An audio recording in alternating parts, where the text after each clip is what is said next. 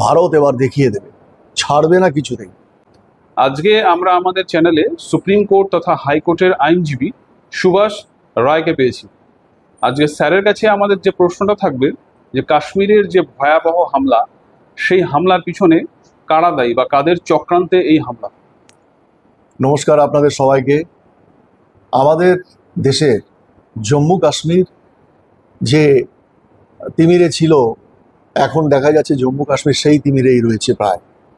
আসলে আর্টিকেল 370 এবং আর্টিকেল 35 সরে যাওয়ার পরে জম্মু কাশ্মীরে যে শান্তি ফিরে এসেছিল, যে শান্তির বাতাবরণ বইছিল, সেখানে যেভাবে পর্যটকদের ভিড় সারা ভারতবর্ষ জুড়ে সেখানে যাচ্ছিলেন মানুষ এবং গোটা কাশ্মীর আনন্দে ভরে উঠেছিল, সেই কাশ্মীরকে আতঙ্ক ছড়ানোর জন্যে সন্ত্রাসবাদী এবং জঙ্গিরা, সন্ত্রাসবাদী বলুন বা জঙ্গি বলুন, যাই বলা হোক না কেন, এই সন্ত্রাসবাদীরা তাকে অশান্ত করে তুললো। আবার গত 22শে এপ্রিল সেখানকার পর্যটকদের, সারা ভারতবর্ষের বিভিন্ন রাজ্য থেকে আগত যেসব পর্যটক ছিল, তাদের মধ্যে 26 জনকে নৃশংসভাবে হত্যা করেছেন।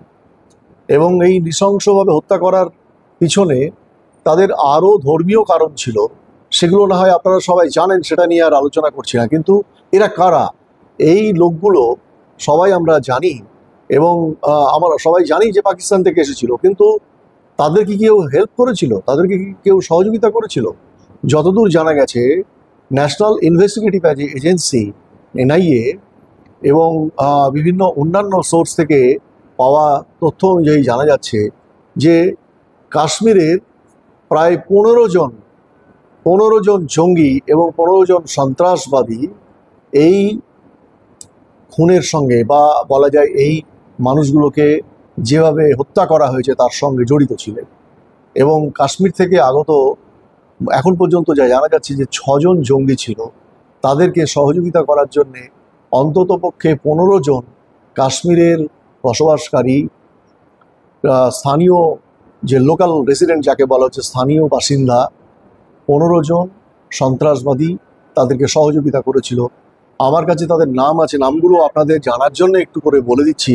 মোহাম্মদ আদিল রহমান ডেন্টু, মোহাম্মদ আসিফ আহমেদ শেখ, আহসান আহমেদ শেখ, মোহাম্মদ হরিশ নজির, মোহাম্মদ আমির নাজির ওয়ানি, মোহাম্মদ ওয়াওয়ার আহমেদ ভাট, মোহাম্মদ আসিফ আহমেদ খান্ডে, মোহাম্মদ নাসির আহমেদ ওয়ানি, মোহাম্মদ শাহিদ আহমেদ কুটে, মোহাম্মদ আমির আহমেদ দার, মোহাম্মদ আদনান সাফিদার, মোহাম্মদ জুবের আহমেদ ওয়ানি, মোহাম্মদ হারুন রশিদ গনি, মোহাম্মদ জাকির আহমেদ গানি। এই যে 14 জনের নাম বললাম, এই 14 জন, আগে যে 15 জন বলেছিলাম আমি, তার জন্য ক্ষমা চাইছি। 14 জন, এই 14 জন লোকাল রেসিডেন্ট এই সন্ত্রাসবাদীদেরকে সহযোগিতা করেছিল। এখানে এই হত্যার পিছনে তাদের হাত ছিল বলে এখন পর্যন্ত জানা গেছে। তাদের মধ্যে বেশ কিছু জঙ্গি বা বেশ কিছু সন্ত্রাসবাদীদের পুরো বাড়ি, ওই এলাকার তার যে বাসস্থান সমস্তটা ভেঙে গুড়িয়ে দেওয়া হয়েছে।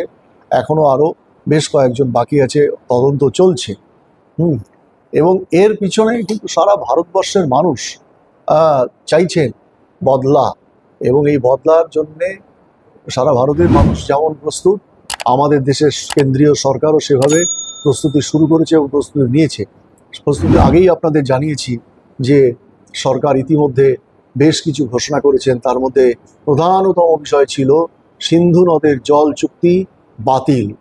অর্থাৎ সিন্ধু নদের জল চুক্তি বাতিল করা মানে হচ্ছে যে পাকিস্তানের যে প্রদেশগুলোতে চাষ হতো তার 40% জল এই সিন্ধু নদ থেকে পেত, তারা সেটি পাবে না। অর্থাৎ পাকিস্তানে অতি সত্বর খরা এসে যাওয়ার সম্ভাবনা দেখা যাবে। তাদের যে মেডিসিন প্ল্যান্টগুলো ছিল, মেডিসিন প্ল্যান্টগুলো বন্ধ হয়ে যাবে, এই জলের উপরে নির্ভরশীল ছিল। এবং পাকিস্তানের প্রায় 40% বিদ্যুতের সরবরাহ, এখানে তারা বেশ কিছু বিদ্যুৎ কেন্দ্র করেছিল, সেটাও বন্ধ হয়ে যাবে। অর্থাৎ বলা যাচ্ছে পাকিস্তানকে কিন্তু এবার ভাতে মরতে হচ্ছে চারিদিক থেকে। এবং পাকিস্তান যদি ভারতের সঙ্গে লড়তে আসে, সেই লড়াইয়েও তারা পারবে না, কারণ তাদের যা রসদ আছে, যুদ্ধ করার মতো 1.5 থেকে 2 দিন তারা যুদ্ধ করতে পারবে, তার বেশি যুদ্ধও করতে পারবে না। অর্থাৎ তাদের যে ট্যাঙ্কারগুলো আছে, ট্যাঙ্কারগুলোর তেল ভরারই পয়সা নেই। অর্থাৎ ভারতবর্ষ এবার কিন্তু পাকিস্তানকে দেখিয়ে দেবে কাকে বলে কত ধানে কত চাল, এবং ভারতবর্ষকে আঘাত করা এবং এইভাবে নিরপরাধ মানুষকে হত্যা করা ভারত এবার দেখিয়ে দেবে, ছাড়বে না কিছুতেই। এবং পাকিস্তানকে ভাতে এবার মরতেই হবে।